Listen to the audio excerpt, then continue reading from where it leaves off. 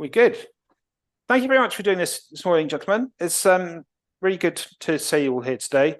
Now, the point of this, the reason that I wanted to chat to you all is to talk about really what's going on in markets and what that might mean for investors. And it really sort of predicated, if we went back to the early part of last October, markets were slightly panicky that rates were still going up and inflation was still going up and things were still out of control. And then about the middle of the month, it became obvious actually that US inflation was starting to look like it was going to come down and under control. And there was talk about rate cuts. And lots of things kind of turned on a dime then. So bond yields started falling. Interest rate expectations fell quite a lot. There was a sense that interest rates had peaked, and growth stocks started to bounce. And we've had a lot of jiggling around since. But really, I want to sort of tease out why markets moved the way they did on that news and how that affects your portfolios. But before we get there, maybe we just get you all to introduce yourselves. So if we start with James, can you sort of like say a little bit about who you are and what fund you are running, please? Yeah, absolutely. Thank you, James. Thank you for having us on the show today. I am James Hart, Investment Director at Witten Investment Trust.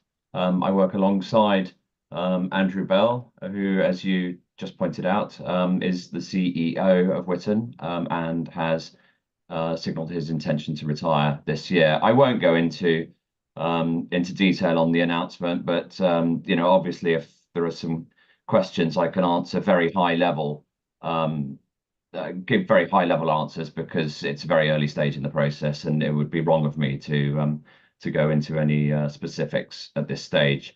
Witten is a global equity investment company. We're self-managed. My team and I, there are 6 of us that work for Witten. And we outsource the stock selection within our portfolio to 7 or 8 outsourced managers, each of whom has their own sort of specialist area that they focus on within the global equity market. We also invest in some more special situations, either through specialist managers or through the investment company sector. And I'm sure we can come on to talking about how markets have impacted our managers positively and negatively, as well as our investments in investment companies. But that's Witten in a nutshell. Great, thank you. Nish, over to you. Good morning, James. Morning, everyone, and thanks for having me. So my name is Nish Pal. I work at Columbia Threadneedle Investments. I have 17 years of experience in investing in small cap equities, mostly in developed markets. I'm the joint lead fund manager of the Global Smaller Companies Trust, which is a London-listed investment trust with 875 million of assets invested in smaller companies globally. We take a long-term conservative approach to investing in good quality growing businesses, and we do this in an opportunistic way, i.e. we look to buy into these quality businesses when they're available at an attractive valuation. We do have a good long-term absolute and relative performance track record, and we pay a dividend as well. We've raised our dividend for 53 years consecutively. Thank you, Nish. And lastly, Jonathan. Hi, I'm Jonathan Brown. I manage the Invesco Perpetual UK Smaller Companies Investment Trust alongside Robin West. We look for good quality growing businesses. We look to acquire them on sensible valuations and then support management teams in their growth aspirations over the coming years. The trust is interesting for people with an income requirement. We pay a 4% annual dividend yield. And so you can gain the growth that you often find within UK smaller companies along with a nice level of income. We've got a very good long-term performance record. And it's a relatively simple proposition, but we think it's a very undervalued and quite exciting area of the UK market. Thank you. Now, a little bit of economics. I don't want to get too technical here, but James, maybe, do you want to sort of try and explain to our listeners why interest rates matter and actually what impact interest rates have on your portfolio? Was that directed to me, James? Yes, please. Yeah. Yeah, absolutely. Well, I mean, one of there are a few different impacts that interest rates have on an equity portfolio. The first is obviously that it gives people other options. If you're and a lot of the improvement in valuations in the equity market when interest rates were extremely low was down to the fact that people were searching for other sources of revenue when they were getting nothing on deposit and very little on their bonds. And so the so-called bond proxy stocks, these are sort of consumer staples and the like that were delivering dependable dividends, became extremely popular as a source of revenue for retail and indeed for institutional investors. And of course, when interest rates go up, people get more on their savings and they get more on their bond investments. So it's more of a competition for capital. But more importantly than that is equity investing is a stream of future revenues. And the higher the interest rates are, the higher the discount rate that you use to discount those future revenue streams, and so it affects the valuation, particularly on what are called long duration assets. So these are the sort of growth stocks that you were talking about in the introduction, where the likelihood is they're going to grow earnings over the long term, but you might have to wait quite a long time for that, so the value of those future earnings declines. So I mean those are the two key influences on equities when interest rates go up. Great, thank you. Nish, perhaps you could say, do you think that interest rates have turned, I know they haven't actually moved yet, but do you think the next move is down, and how fast do you think that's going to happen? Yeah. Well, it's interesting because after the inflation data that came out in October, I would say that the initial market move was quite aggressive. I think the Fed, the sort of expectations of interest rate cuts for 2024 went up to something like 7 interest rate cuts.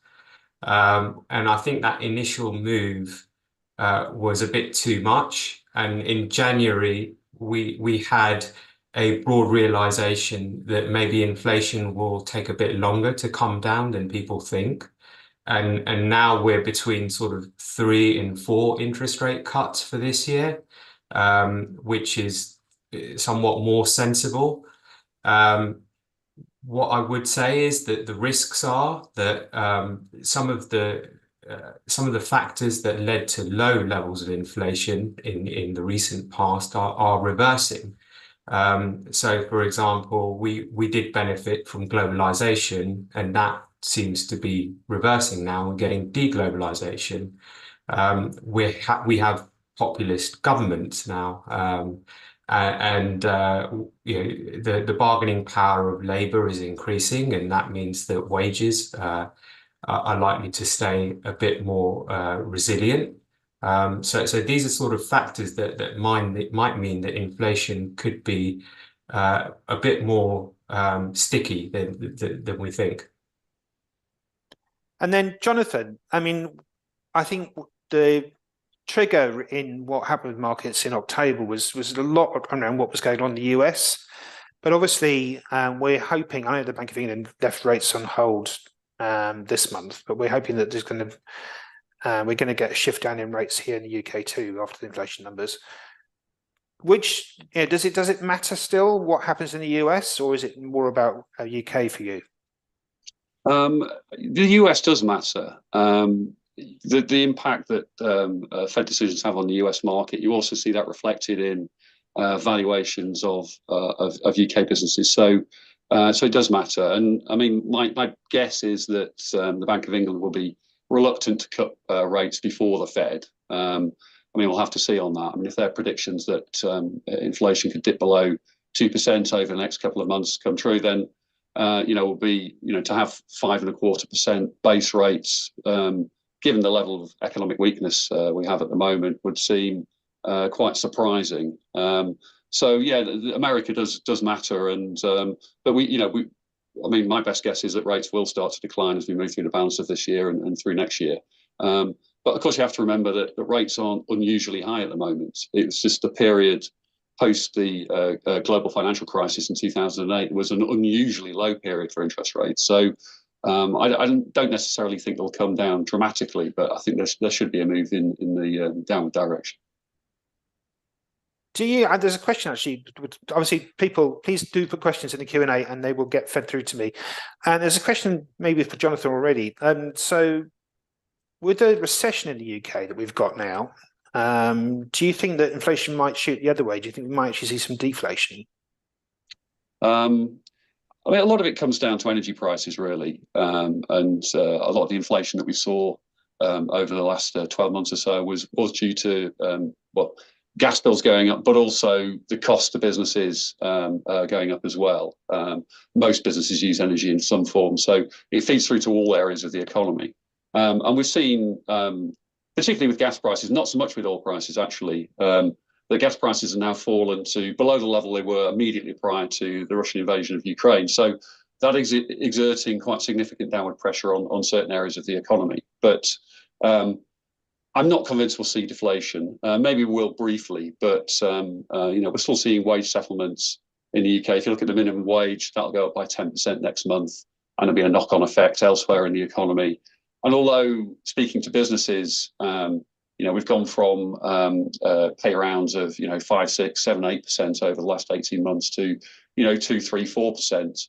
That still means that they're going to have to raise prices to cover those additional costs. So I think inflation will moderate because of the year-on-year effect. It could potentially dip down into a negative number, but I don't think that's where it settles. Okay, thank you. And Jonathan mentioned falling energy prices. James, have you got much exposure to energy stocks within your TAM portfolio, and are you changing the exposure because of that? We have got very little direct exposure to energy stocks within the Wisdom portfolio. Typically, it's been around about 3%, which is less than our benchmark, sort of materially less than our benchmark, about half a benchmark weight, to be fair. Our managers who are our asset allocation is driven by the stocks that our managers buy, who are all bottom-up stock pickers, active managers. So the resulting asset allocation is the result of the stocks that they select. And particularly in the wake of the Russian invasion of Ukraine, they did increase materially their exposure to energy stocks. So at one point over the last 12 to 24 months, we've been up to 5.5, nearly even 6% in energy. This is direct energy, oil and gas. Whereas now it's much closer to 3 again. So very, very small weighting. We do have indirect exposure because we have an investment in a climate change strategy, which had frankly had an awful time last year because with higher, and it goes back to what we were talking about, the impact of interest rates. With higher interest rates, people are building out fewer renewable energy infrastructure projects, so the demand for those sorts of products was declining. But that does give us we noticed that there is quite a lot of close correlation between the way in which those assets perform and energy, traditional energy performs as well. Okay, cool, thank you. Nish, obviously you're a small cap strategy. Do interest rates have a sort of disproportionate effect on small caps relative to large ones? I think they do. The reason why is that they are more dependent on financing, particularly from banks. They have less ability to go to capital markets and to get their financing. So there is quite a tight relationship between high yield credit spreads and how small cap equities do generally. We prefer businesses that have got good balance sheets, and that's been part of the way that part of our focus over the last couple of years is to focus on businesses with really good balance sheets and that are cash flow generative. Because if we are in an instance where interest rates are higher potentially for longer, then we want businesses that will be able to take market share in that type of an environment. And if you've got a good balance sheet, then that certainly helps. But I think it's fair to say that, yes, smaller companies are disproportionately affected by higher interest rates. Do you think your markets are expensive at the moment? I think the opportunity in smaller companies is much better than the opportunity in larger companies. If you look at the relative valuations of small caps versus large caps, in the US, for example, smaller companies are 30% below the valuations on a relative basis versus larger companies, which is really attractive. And smaller companies have been laggards for the last 10 years or so. It's been all about the Magnificent Seven and the S&P 500. But it's strange in the sense that over the long term, smaller companies tend to outperform because they tend to generate faster earnings growth. They tend to be undiscovered. And as the investment community realizes the merits of these companies, the valuations tend to expand.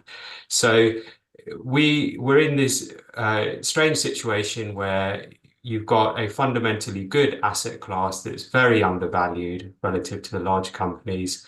And we think there is a potential for smaller companies to catch up to larger companies. The question is, what's going to be the catalyst for this? And historically, actually, the first interest rate cut has been quite helpful. So since, I think, the 1950s, in the 12 months following the first interest rate cut, smaller companies outperform larger companies by about 10 percentage points. So we do think that it is a really good time to look at the asset class because we may be getting the first interest rate cut in the US in the middle of the year. So we are excited. There is a very good opportunity here. And Jonathan, I think in the UK, there's a sense that UK small cap is particularly unloved, and particularly, is that your sense too? It is certainly from institutional investors and international investors as well. It's an asset class that's often underweight in people's portfolios. And again, as Nish was saying, when we look at valuations, the valuation of the UK small cap sector is considerably below its long-run average. So we do think that valuations look particularly cheap at the moment. James, what's your sort of exposure to the UK as a kind of your global portfolio? What's your percentage of exposure to the UK, and are you thinking about increasing it or not?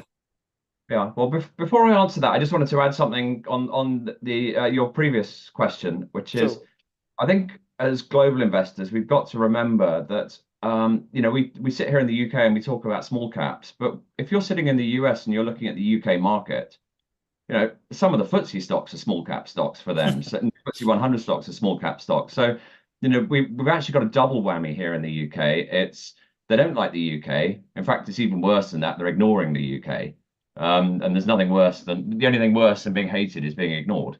So they're ignoring the UK and they're ignoring small cap, and so it's a double whammy. And I totally agree that the market has been driven for a while now by the Magnificent Seven. But actually, if you look at it over the last few months, particularly this year, that has broadened. We've seen less of a geographic influence on market performance, and the market performance appears to be broadening.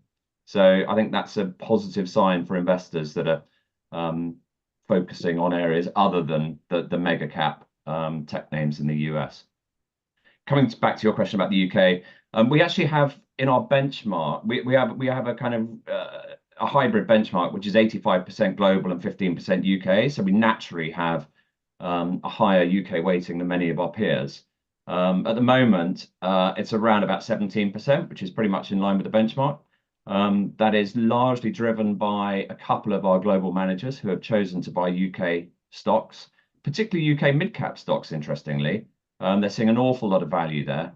I suspect they're right, but it certainly is taking some time to come through in terms of realizing the potential for some of these companies.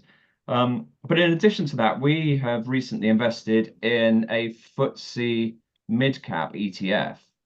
A small amount, a couple of percent of our assets, because we believe that the opportunity is there as market performance broadens away from a narrow focus to a broader focus, that the UK will finally start to benefit from that. And the great advantage of buying the FTSE mid-cap ETF is it's 35% invested in investment companies, which themselves are incredibly cheap. So there's killing two birds with one stone there, a bit of UK equity exposure and also some exposure to investment companies. But around about 70%. It's actually pretty much in line with where our benchmark is. Okay, great, thank you. There is actually a question here that's saying, and maybe I'll direct this to Jonathan, but apparently the boss of Santander said this week that return on capital in the UK was worse than elsewhere. So other than the UK being cheap, is there another reason to invest in the UK?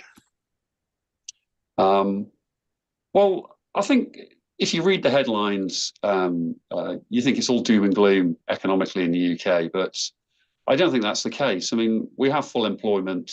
The economy is broadly stable. When we look at consumer balance sheets, they're in a better state than they've been in for donkey's years. So the money is there for people to go out and spend. I think what we need is just a bit more confidence. And certainly when we look at some of the economic indicators that are used to predict the future direction of the economy, so things like the PMI survey, which is a survey of purchasing managers, that looks quite encouraging. That's suggesting a return to economic growth. So we don't think, I don't think the economy is necessarily in as bad a state as many people would believe. So I think we can return to growth, and I think that combined with low valuations, is quite an attractive cocktail.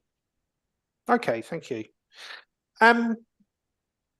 Got some more questions coming through, but let's talk about a bit more about underlying portfolios. And maybe Nish first. So what sort of, I know you've talked about quality stocks that you hold. Mm-hmm. What's a typical stock in the global smaller companies portfolio, Nish? Yeah.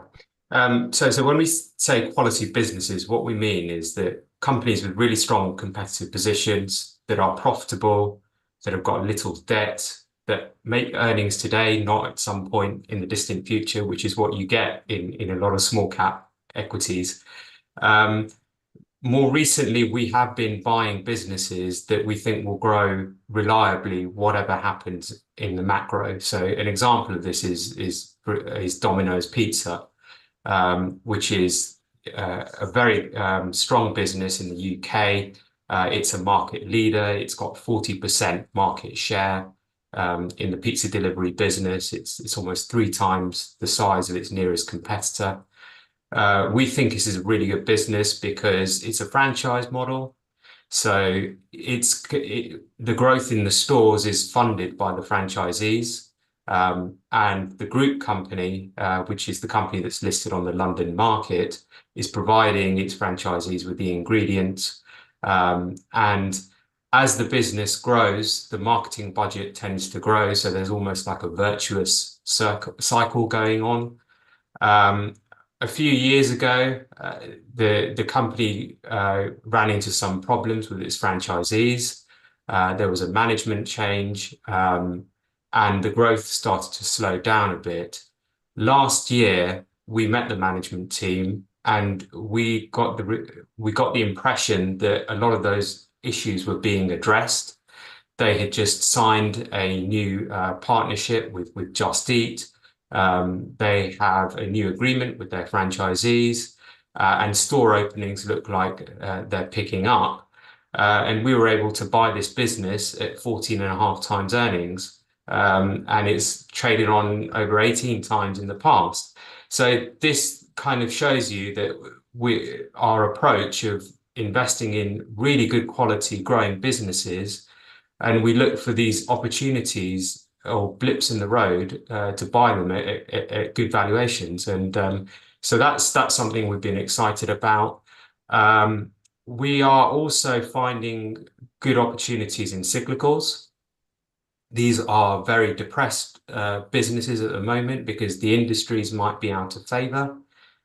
So, for example, in industrials and in housing, there are a lot of companies that are facing headwinds because, as Jonathan said, the ISM and PMI data has not been very good recently. But we think that these companies are at the end of a destocking cycle, and there is potential for mean reversion as the PMI start to pick up and organic growth starts to pick up and operating leverage comes through. The earnings growth will be really substantial at some of these businesses. And they are backed by longer term trends that will be helpful for the manufacturing sector. Things like reshoring, spending on infrastructure, spending on defense by governments. This is all good for the industrial backdrop. And as mortgage rates come down, that's also beneficial for the housing market. We're likely to see more activity pick up in the housing market. So we think there's good value in that sector as well. Okay, that's great. There's a specific question here. When you're thinking about growing companies, what sort of timescale are you looking at them on? So when we start a position, we do our work on the assumption that we're looking 2 years out, but actually in reality, we really run our winners. And we have held things in the portfolio for over 10 years. These are particularly compounding businesses, which started off very small, but then have grown and are still not classified as large caps. So we do like to run our winners, especially if we're in a situation where there is abundant growth opportunities for them to invest their cash flows into high returning propositions. Okay, cool. Thank you. Jonathan, do you want to sort of tell us a little bit about things that might have been added to your portfolio recently or things that you really like? Yeah, I mean, we're running with what we call a barbell approach at the moment. So that's a mix of more defensive businesses. So, for example, we own a company called JTC, which is the Jersey Trust Company. And that has a lot more certainty over its future level of revenue than most businesses because it does things like the administration for fund structures. So these could be private equity funds or real estate funds. And these funds tend to last for several years. And so they've got visibility over future growth. And so in more difficult economic times, they can continue to grow resilience. Some of the portfolio in companies such as that. But also we're willing to buy cyclical or more economically sensitive stocks at low valuations currently as well. So for example, we've built a position in a company called Marshalls, which is known for selling things like paving slabs into the landscaping sector, etc. And the shares of this business have declined a very long way over the last couple of years. But we can see a return to growth in the UK, and that should benefit their earnings. And also, there are some additional benefits to the business. So they're a leader in roofing systems, and these are increasingly incorporating things like solar panels.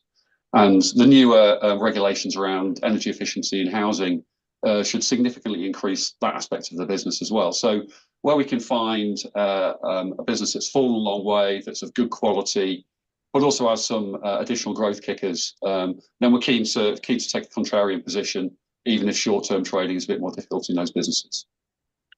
Great, thank you. Inevitably, there's a couple of questions on AI. Maybe James, do you want to take that first? So firstly, you mentioned the Magnificent Seven already, but what's your kind of exposure to that kind of area, and do you think it's something you want to overweight or underweight at the moment? Well, it's incredibly difficult to define AI in terms of exposure, but if you think about the stocks that are most commonly associated with the theme, and that's the if you like, the AI enablers. So, the likes of NVIDIA, Microsoft, TSMC, etc. Sort of back of the envelope would probably be about 10% of our portfolio is exposed to AI stocks, which where there's an overlap with an AI benchmark. So, the companies that are typically defined as AI companies, about 10% of the portfolio. And it's really clear that, 2023 was the year of the AI enabler. In fact, some research recently published by, I think it was by Morgan Stanley, suggested, and I'm not sure I 100% agree with this, but it suggested that if 2023 was the year of the AI enabler, 2024 is going to be the year of the AI adopter. So in other words, those companies that are using technologies to enhance productivity and become more efficient. And it certainly will be the case, but 2024 might be a bit early. But when you think of it on those sort of lines, you've got a lot of companies around the world that are, using AI. Companies like RELX, the UK business RELX, which uses AI in its legal, clinical, and indeed its research platforms. Sony, obviously Sony Entertainment in gaming. You've got United Health, the US insurance and healthcare provider. Even our very own Tesco. Tesco Clubcard has 20 million subscribers or something. It's one of the biggest databases in the UK. And if you could mine that data efficiently, then that becomes an extremely valuable asset for a company like Tesco. So all sorts of different ways of thinking about how AI impacts your portfolio, and how it might benefit in the future, but specifically about 10% in terms of the AI enablers. Great, thank you. Nish, obviously this panel was sort of predicated originally about inflation and interest rates, but actually, do you think new technology like AI actually lowers inflation? Oh, that's a difficult question, because inflation, forecasting inflation in any case is always hard. And there might be two schools of thought there, where, as James said, if you have AI, then that increases your productivity, and you're able to do more with less. And that you would argue that potentially that's deflationary. But then if productivity growth picks up significantly, then you could end up in an inflationary type situation. So I think the jury's out. As far as AI goes, it's really hard to say who's going to be the ultimate winner in this space, because technology is changing so much and competition will inevitably come in to the space. What we're doing is we're first trying to figure out, is AI going to hurt our companies or help them? That's the first question we're asking. We do have some exposure in the portfolio to AI, and it's mostly through the picks and shovels, if you like.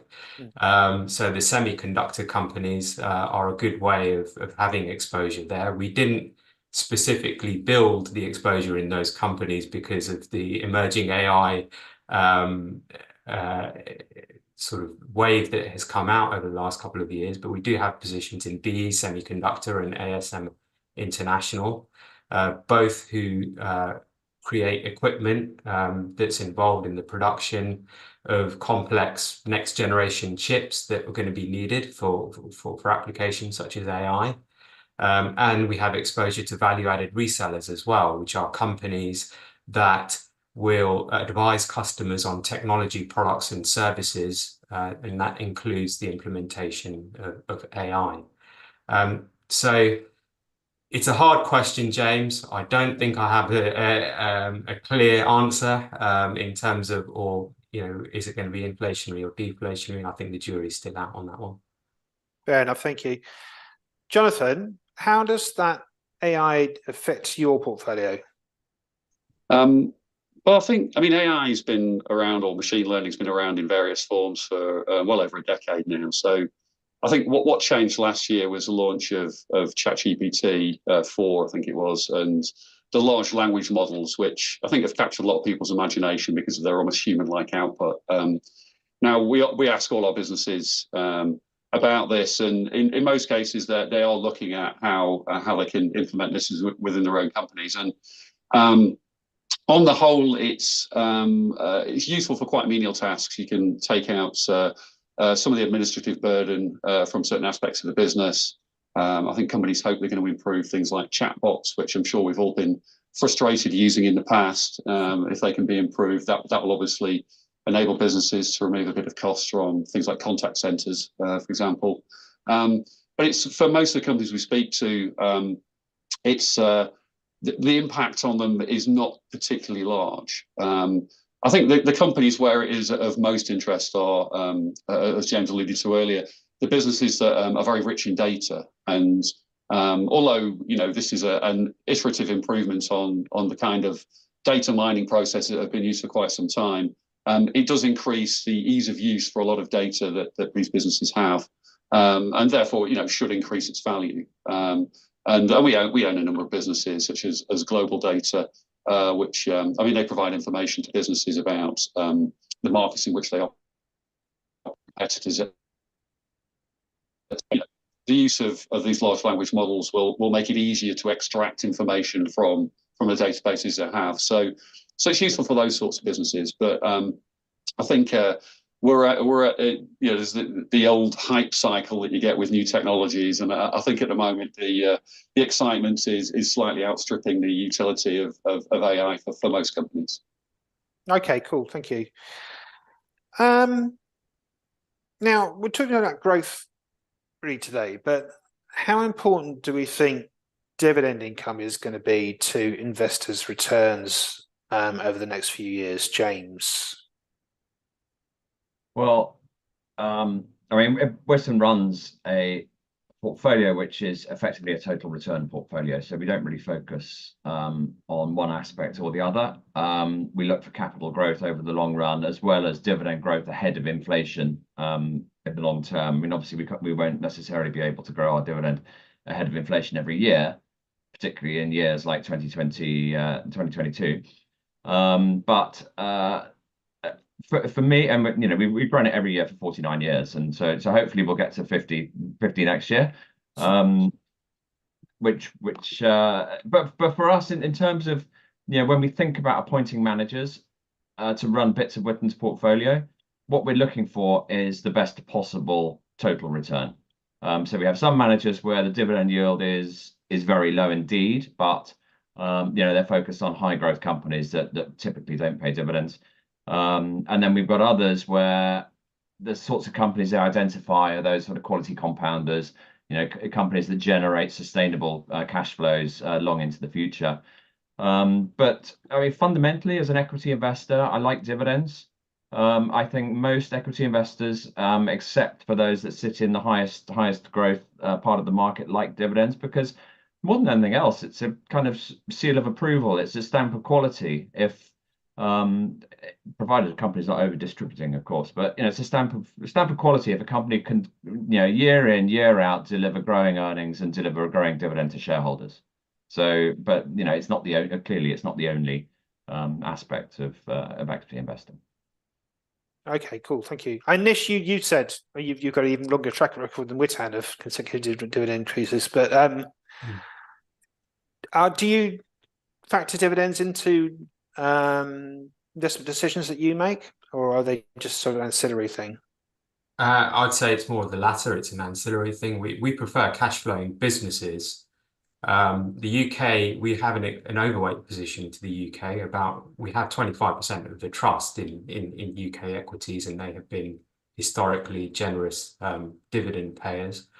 What I do like about dividends and just shareholder returns in general is that it's indicative that the business itself is cash flow generative, and B, it takes away the decision making from the management team, because capital allocation is extremely difficult in any circumstance, and quite often you'll find management teams misallocating capital. But if they are actually being forced to pay it out to their shareholders, the chances of mistakes somewhat abate. So I think it's helpful from that perspective. Going forward, I think there's potential for dividend income to be more important, in the sense that if we look at the earnings profiles of corporates worldwide, margins look quite full. Corporate profit margins do look quite full in many regions. And the valuations have expanded significantly over several years in a lot of markets. The UK is obviously a market that is attractive from a valuation perspective, but if you look at, say, North America, valuations look a bit higher there. So what this means is that we might be a little bit more reliant on dividend income than we were on capital appreciation that we've seen in the past. Okay, thank you. Jonathan, do you think investors should be looking at growth-focused funds now or income-focused funds? Well,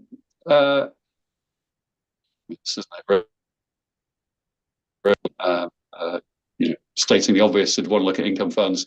If you've got a longer-term investment horizon, then I think growth is more attractive. I mean, the way the trust that I run is set up is we pay a 4% dividend yield, and that's partly covered by income from the portfolio. But we also make a payment out of capital, and that means that we can target the businesses that can deliver the best total return, rather than having to focus on companies that have a high yield but may be deficient in other areas. So, we believe we've got quite an interesting blend of investing in businesses with lots of growth potential, but also delivering income to investors. Okay, cool. There's lots of sort of slightly sweeping questions about, can you tell me why I should buy your fund in particular? And maybe we stick with you, Jonathan. What is it you think that makes your fund a buy at the moment? Yeah, well, we think the UK small cap sector is an exciting area, and certainly when you look at historical returns, over the last 60 odd years, on average, it's delivered a total return of over 14% a year. So it is a particularly high performing area of the UK market. And the last few years, the market hasn't really gone anywhere, and valuations have become quite depressed. So we think that there's a real valuation opportunity to invest in this area at the moment. And the trust we run has got a very good long-term investment record. We've got a good track record of beating that 14% a year. And also we pay an attractive 4% dividend yield. So as I said, it gives you an attractive combination of hopefully growth, but also a really good level of dividend. Cool, thank you. James, what's the sort of sales pitch for Whittown at the moment? Well, I think one of the conclusions I draw from not only the conversation today, but from conversations with investors over the last few months, is the world is perhaps at a crossroads. The investing world is at a crossroads, and so we think it pays to have a balanced approach to global equities. We've got about 40% still in the US, which is relatively underweight versus the main benchmarks that you would follow as a global equity investor.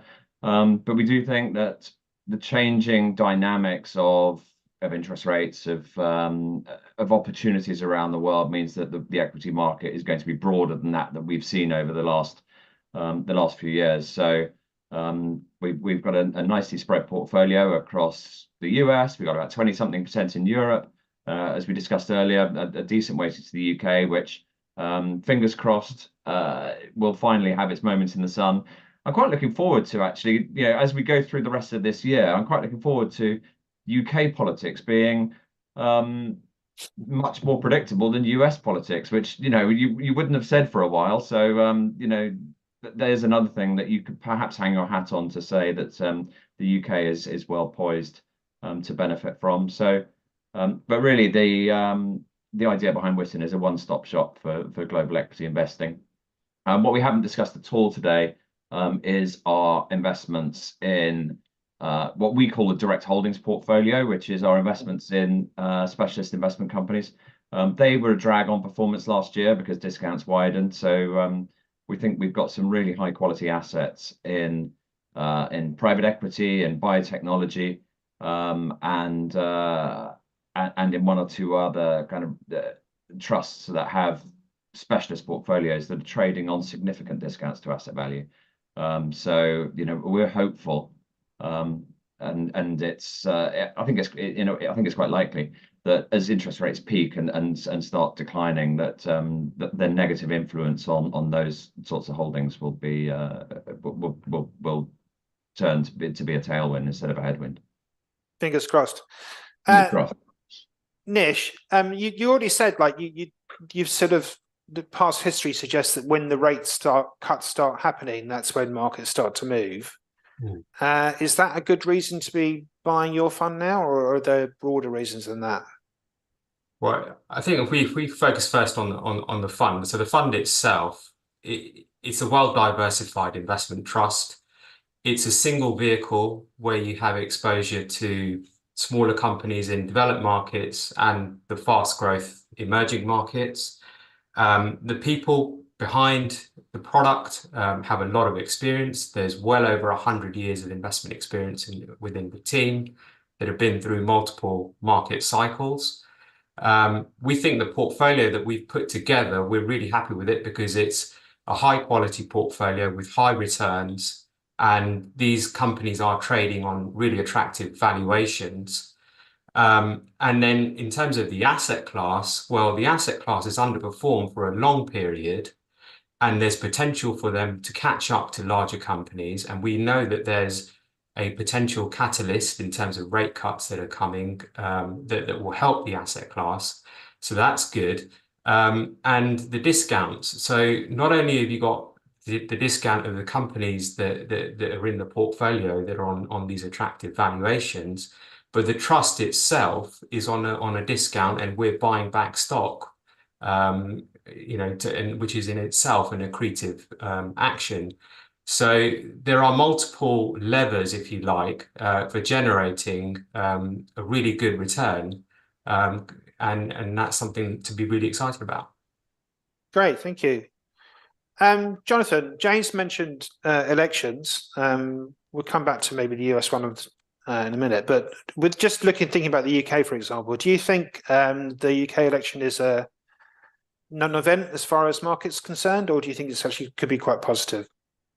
Well, I don't think it's a big deal. I think certainly if you believe the opinion polls, the result of the election is fairly certain. So you would imagine that would already be in share prices if there was going to be a dramatic impact. And when we look back at the previous Labour administration, that was actually a pretty decent period for markets. So I don't have any great fear if there is a change of government.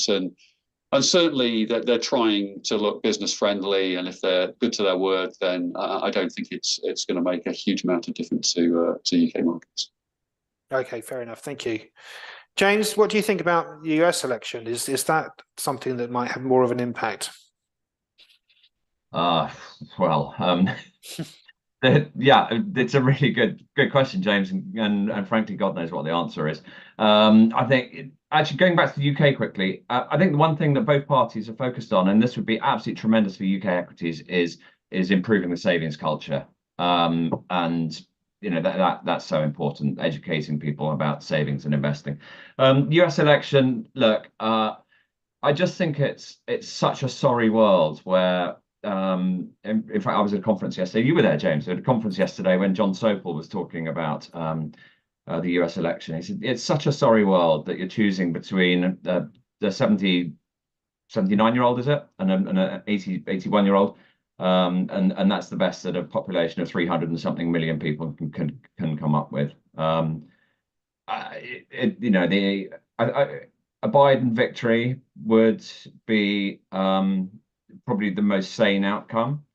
A Trump victory, it could well be positive for equities because he loves equities and he loves cutting taxes, and but the uncertainty that goes with it could be, I mean, without precedent, and particularly when if you look at some of the things he says about NATO and about Putin and about Taiwan, there's going to be a huge amount of uncertainty if he's elected. But generally, he was decent for equities last time.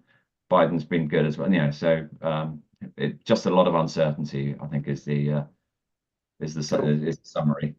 Fair enough. Well, let's not get too depressed. I think actually the summary of what we've been talking about today, it does all sound like things are moving in the right direction, that there is sort of hope of upside for all three of your portfolios. And it'd be interesting to see what happens. And as always, we'll follow it closely and maybe get you back on another time and see how things went.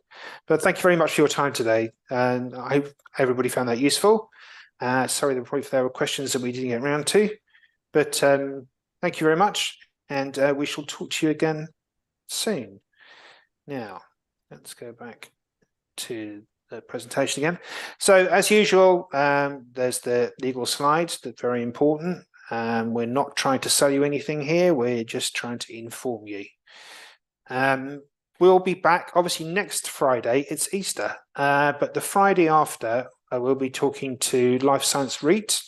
And we've also have, because it's the first Friday in the month, we'll have Ajima Hatti on talking about what happened to markets over the course of March. And then it's the lineup going through there for the next few weeks. 3rd of May, we did have Will Fulton on UK commercial property. It looks like that fund won't exist by then. It's just the nature of the markets as we stand then. It looks like it is going to get taken over by Tritex Big Box REIT. So we'll see if we can maybe get one of those on instead. So thank you very much for your time today. Hope you enjoyed it and hope we'll see you in a couple of weeks' time. Thank you. Thank you.